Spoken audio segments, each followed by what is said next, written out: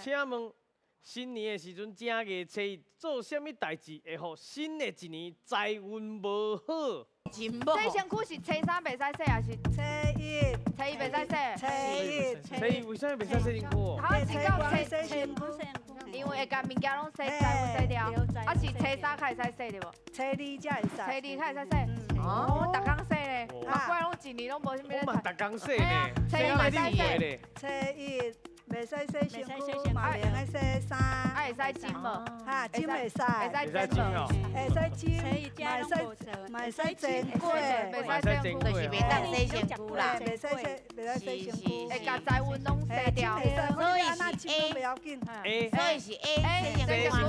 确定哦。好，好，咱来看这里。啊，对。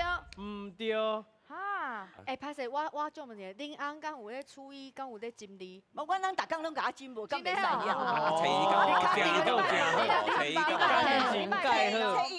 伊咧倒下顶，所以袂甲我浸啦。哦，所以是啊，所以是 A 也是 C，新某还是蒸 B 也是粿？ C。